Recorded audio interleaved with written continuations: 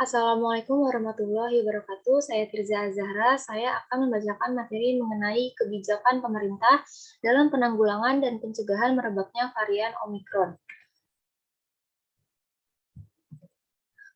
Pertama ada sejarah Omikron. Pada tanggal 24 November 2021, Omikron pertama kali dilaporkan ke Organisasi Kesehatan Dunia dari Afrika Selatan. Kasus pertama di dunia ini, orang yang tinggal di kawasan sub-Sahara Afrika diduga mengidap HIV dan tidak menjalani pengobatan. Lalu penyebarannya setelah berkembang dalam tubuh orang itu, Omikron kemudian menyebar ke lebih dari 40 negara. Lalu, kasus pertama Omikron terdeteksi pada seorang petugas kebersihan berinisial N, yaitu seorang pekerja di RSDC Wisma Atlet Kemayoran, Jakarta. Lalu terdapat perbedaan di antara Omikron dan Delta. Hasil penelitian yang dilakukan oleh ilmuwan dari National Institute for Communicable Disease menunjukkan orang yang terinfeksi Omikron memiliki kemungkinan 70% lebih kecil untuk mengalami gejala parah dibandingkan pasien yang terjangkit mutasi COVID-19 Delta. Lalu pasien yang terinfeksi Omikron juga berisiko 80% lebih kecil menjalani rawat inap di rumah sakit dibandingkan orang yang terjangkit varian coronavirus lainnya termasuk Delta. Lalu selanjutnya posisi level keterjangkitan di Indonesia. Pada 13 Januari 2022, Indonesia menduduki peringkat kedua terbanyak di Asia Tenggara.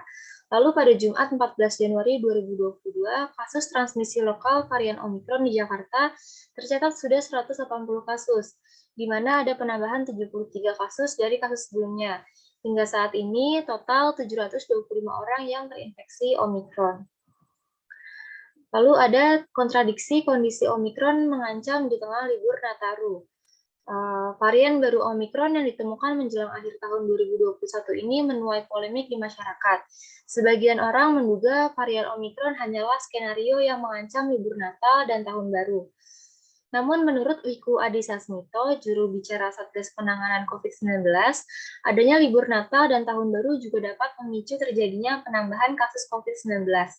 Meskipun memang dengan adanya libur nasional tersebut dapat meningkatkan ekonomi pariwisata.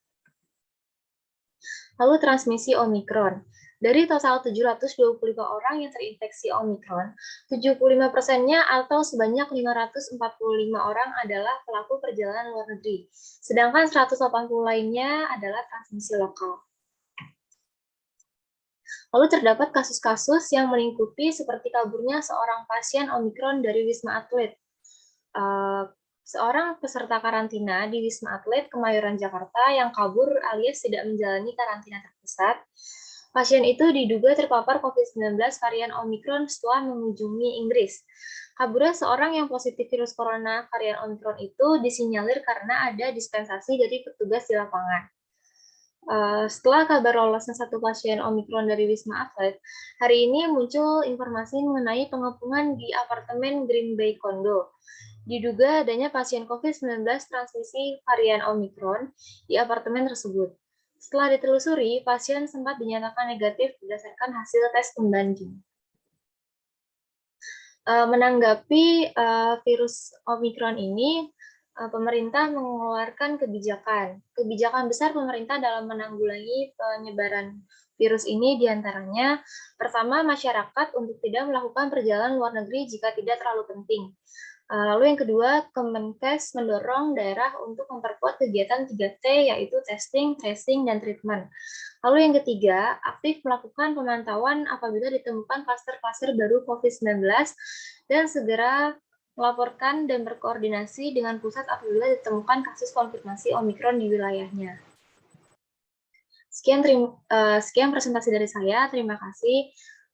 Maaf apabila ada kekurangan dan salah penyebutan kata atau kalimat. Terima kasih.